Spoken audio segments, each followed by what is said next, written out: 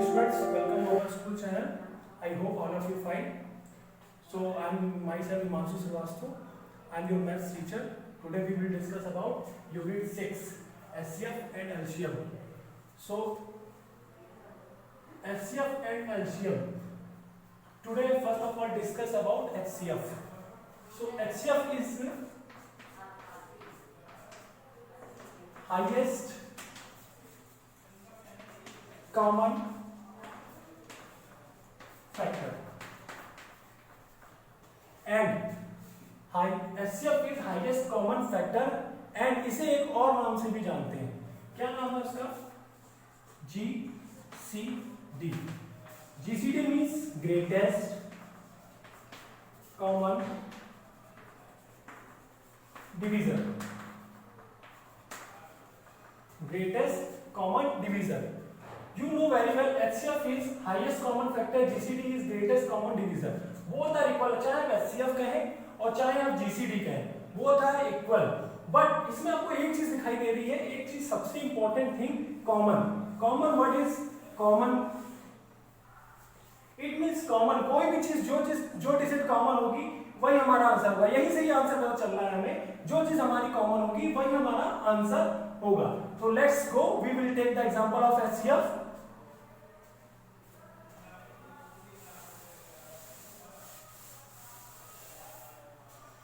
देखिए HCF की question हम तीन मेथड से सॉल्व कर सकते हैं. कौन कौन से मेथड देख लीजिए. HCF जो है उन्हें हम तीन मेथड से सॉल्व कर सकते हैं. कौन कौन से मेथड लीजिए. By multiplication method. By multiplication method.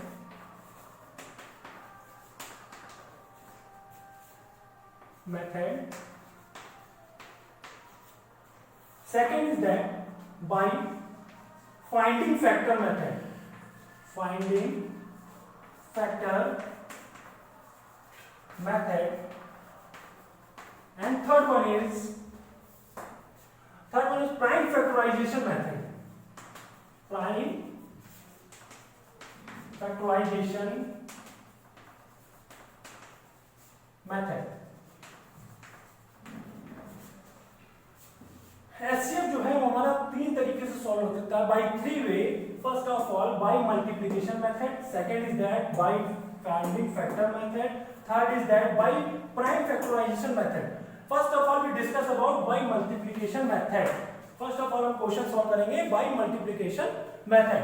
तो आ जाते हैं फर्स्ट क्वेश्चन पे. Question is that 9 and 27. 9 and 27. Tell me the HCF by multiplication method. Question आपसे पूछा जाएगा 9 and 27. Tell me the HCF of by multiplication method. So multiplication method क्या होता है पहले तो ये समझ लीजिए. मल्टीप्लिकेशन मेथड में क्या देखिए नाम से ही पता चल रहा है मल्टीप्लाई. मल्टीप्लाई नाम से ही पता चल रहा है मल्टीप्लाई. सो मल्टीप्लाई इस मेथड में मल्टीप्लाई का पूरा यूज किया गया है. It means we can say that table समझ सुना table.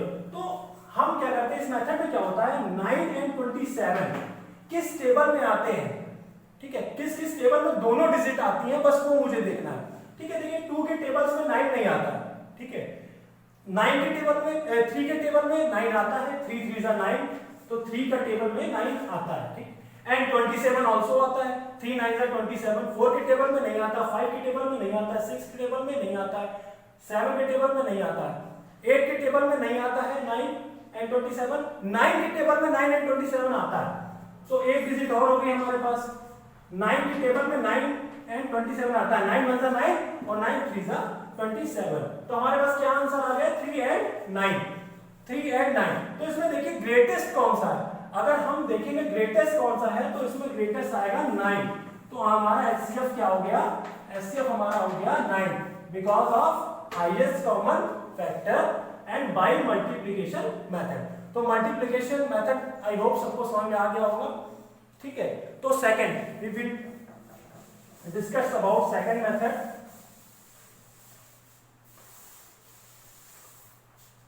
Second method is by finding factor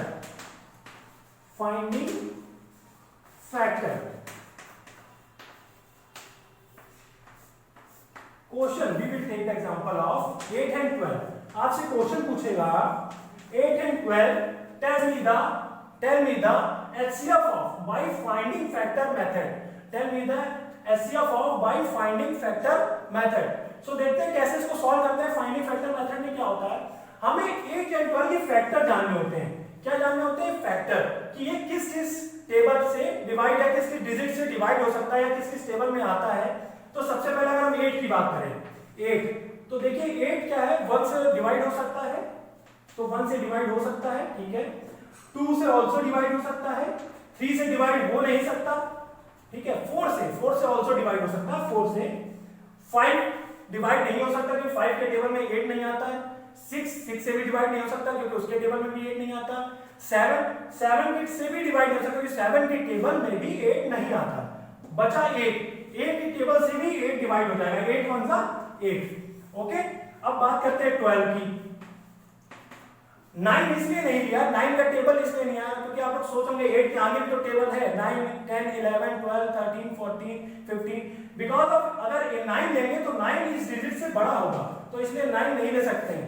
okay, 12 की बात करें अगर तो 1 से डिवाइड हो सकता है, 2 से भी डिवाइड हो सकता है, 3 के टेबल में भी डिवाइड हो सकता है, 3 के टेबल में भी 12 आता है, 4 के टेबल में भी 12 आता है, 5 के टेबल में 12 नहीं आता है, 6 के टेबल में 12 आता है, 7 के टेबल में 12 नहीं आता, 8 के टेबल में 12 नहीं आता है, 9 के टेबल में भी 12 नहीं आता है, 10 के टेबल में भी 12 नहीं आता है, 11 के टेबल में भी 12 नहीं आता है। And 12 also divide, 12 1 12। 13 इसलिए नहीं लिया गया क्योंकि 13 इस डिजिट से बड़ा हो जाएगा, ठीक है। तो अब देखते हैं यहां पर, अब हमें निकालना फाइंडिंग फैक्टर से HCF, ठीक है। देखिए सबसे बड़ी डिजिट अगर देखी जाए तो इसमें 8 है, इसमें 12 है, लेकिन कॉमन नहीं है। तो 8 और 12 तो कॉमन ही नहीं है। कॉमन मैथ हमें कॉमन डिजिट ढूंढनी है तो दोनों में हो। देखिए कौन कौन सी दोनों में डिजिट है, एक तो 1 है, ठीक है, एक 2 है, एक 4 है। आपका कॉमन डिजिट 3 आ गई, 1 2 एंड 4। अब देखिए इसमें ग्रेटेस्ट डिजिट कौन सी है, क्योंकि हमें निकालना है HCF का मतलब होता है हाईएस्ट कॉमन फैक्टर, ठीक है। तो इसमें हाईएस्ट डिजिट कौन सी है ये हमें देखना है। 1 हाईएस्ट नहीं है, 2 उससे बड़ा होता है, 2 हाईएस्ट है नहीं, 4 उससे बड़ा होता है। तो सबसे बड़ा कौन सा डिजिट है यहाँ पर, 4। तो हमारा HCF आ गया 4, हमारा HCF आ गया 4, यही हमारा आंसर है। सो आई होप आप लोग समझ गए होंगे finding method, finding factor method आपको आ गया होगा। Okay, let's continue, we will discuss about third method by factorisation and prime factorisation method. By prime factorisation method, third method की ओर डिस्कस करते हैं। By prime factorisation method. देखिए इसमें क्या होता है, अब इसमें एक क्वेश्चन ले लेते हैं 12 एंड 24। क्वेश्चन आपसे किस तरीके से पूछा जाएगा, 12 and 24 tell me the HCF by prime factorisation method.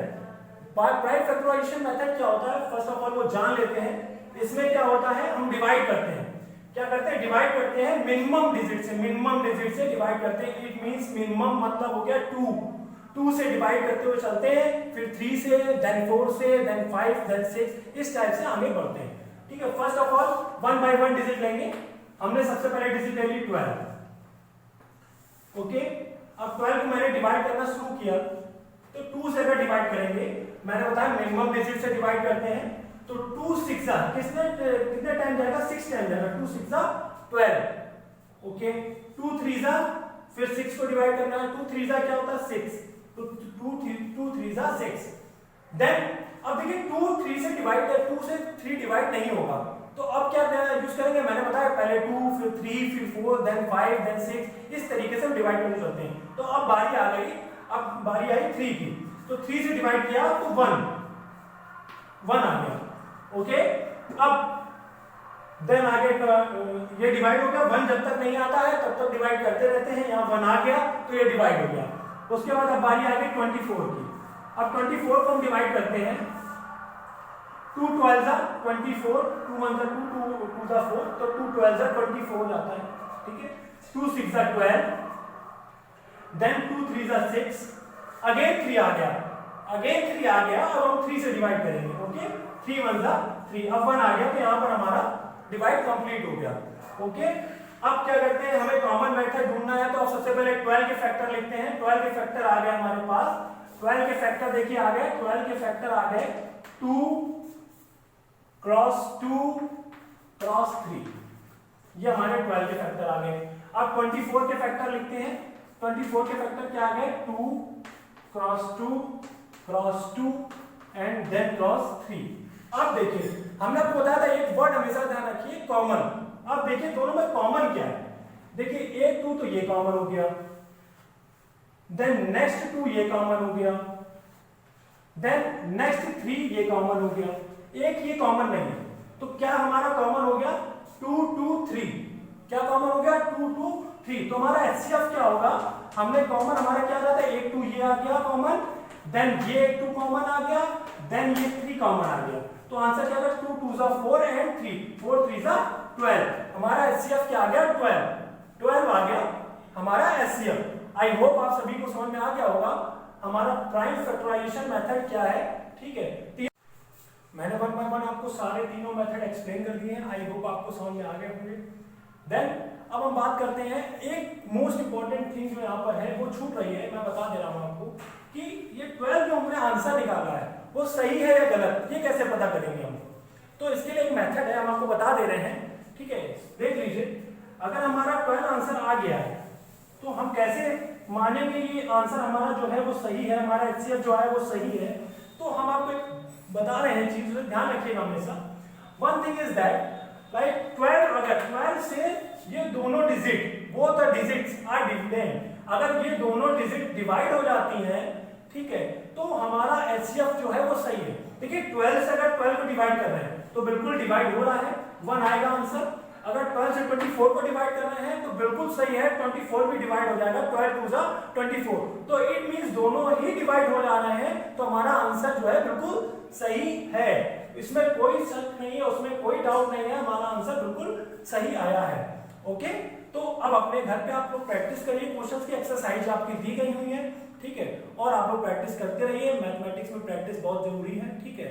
और हम आपसे नेक्स्ट टॉपिक को लेकर नेक्स्ट टॉपिक डिस्कस करेंगे, और हमारे चैनल को लाइक सब्सक्राइब करिए, okay. Thank you very much, have a nice